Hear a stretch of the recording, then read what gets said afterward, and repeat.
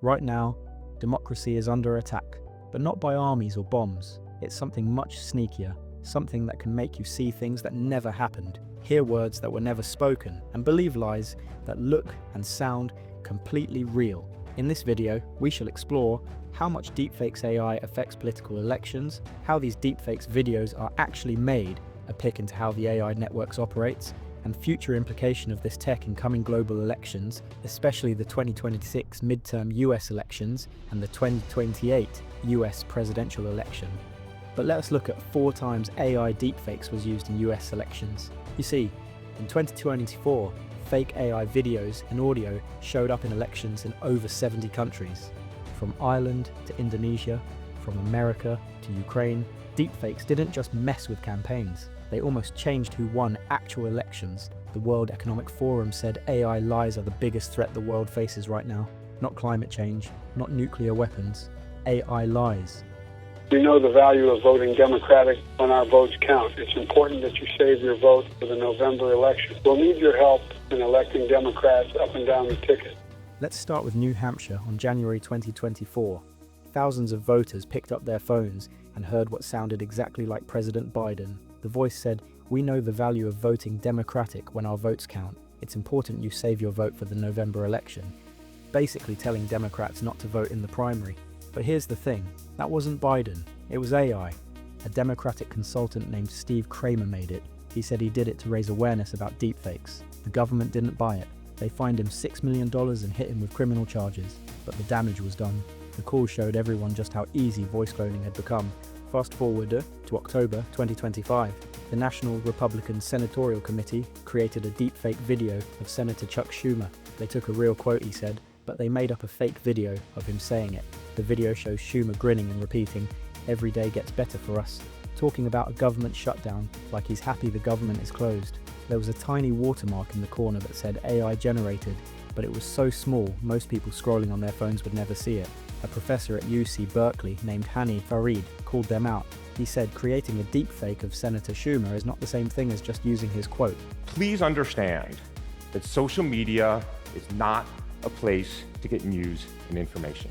Do not let this be your primary source of information because it is simply too riddled with lies and conspiracies and now AI slop to be even close to being reliable. But the Republican committee didn't care. Their spokesperson actually said, "AI is here and not going anywhere. Adapt and win, or pearl clutch and lose." In other words, get used to it. Then there's Senator Jon Ossoff from Georgia. This one's almost funny if it wasn't so scary. Back in 2023, Ossoff warned Congress about deep fakes. He literally testified about how dangerous they are.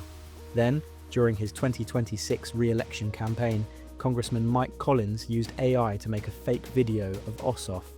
They took his official Senate photo and made his mouth move, speaking fake words about the government shutdown. Ossoff became a victim of the exact thing he warned everyone about. Collins' campaign defended using it. Ossoff promised he'd never use deepfakes against anyone. The irony is almost too perfect. And it's not just national politics.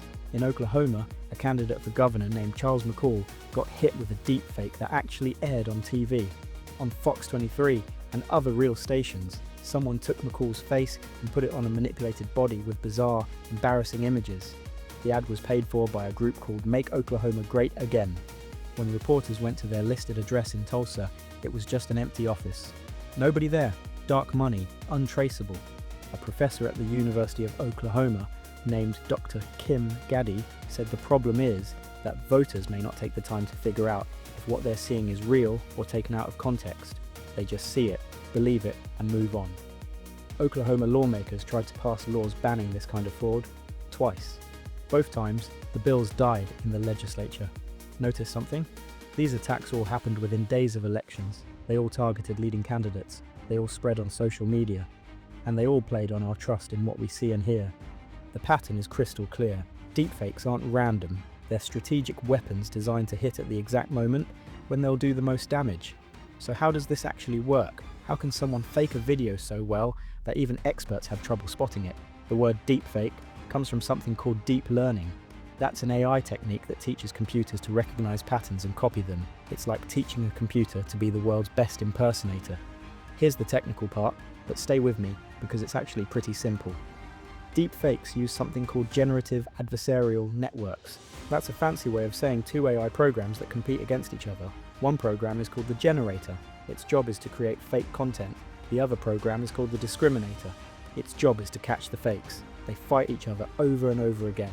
The generator makes a fake video. The discriminator says, "Nope, that's fake, I can tell." So the generator tries again, making it better. The discriminator catches it again. They keep battling back and forth until the fake becomes so good that even the detector can't tell the difference anymore. This technology was originally made for fun stuff like special effects in movies. Now it's been turned into a weapon. And here's the really scary part. Making a deepfake has become incredibly easy and cheap. You can clone someone's voice for as little as $100.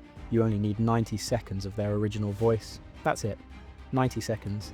Tools with names like FakeApp, Nudify, and Clothoff are available online right now. Anyone can download them. You can even make deepfakes on your smartphone. You don't need to be a computer genius. You don't need any technical skills. If you can use an app, you can make a deepfake. Think of it like this. Imagine you're training a parrot to mimic your voice. At first it sounds robotic and wrong, but the more it listens to you talk, the better it gets at copying you. Now imagine that parrot had access to every video of you that's ever been posted online. Imagine it could watch your face and analyze every tiny expression in microseconds. And imagine it had the computing power of a supercomputer in its little bird brain. That's a deepfake. It watches, it learns, and it becomes you, better than you could ever impersonate yourself. And politicians are already weaponizing it. President Trump has openly embraced AI-generated content. He's posted dozens of AI videos to Truth Social, especially during August and September of 2025. We're talking about AI videos of himself dropping feces on protesters, AI images showing him as Superman, as the Pope, wearing a Fafo gangster outfit. A White House official named Kush Desai defended it by saying, "President Trump is the most mimetic communicator in presidential history." House Speaker Mike Johnson called it satire. But here's the problem. When the most powerful person in the world blurs the line between humor and propaganda, what happens? And it's not just Trump. California Governor Gavin Newsom has fought back with his own AI content, including fake Time magazine covers. Both parties are embracing this weapon. Once one side uses it, the other side feels like they have no choice. It's an arms race with no rules. What we're watching is truth itself becoming weaponized in politics. And the countries that master deepfakes first, they'll have a massive advantage over everyone else. This is the new battlefield, and most people don't even know the war has started. So what happens if we don't fix this? What does the future look like if deepfakes keep spreading unchecked? Let me paint you a picture, and I promise you, it's not pretty. Let's start with the 2026 midterm elections. That's next year. If things keep going the way they're going, we're looking at an explosion of deepfakes. We're not talking about a few isolated incidents anymore. We're talking about every single congressional race getting hit with deepfake attacks. And local elections, they're sitting ducks.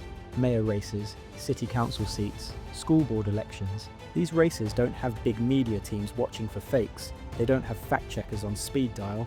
They're vulnerable, and the attackers know it. Candidates will have to spend their campaign money not on ads or rallies, but on deepfake defense, hiring tech experts, monitoring social media 24/7.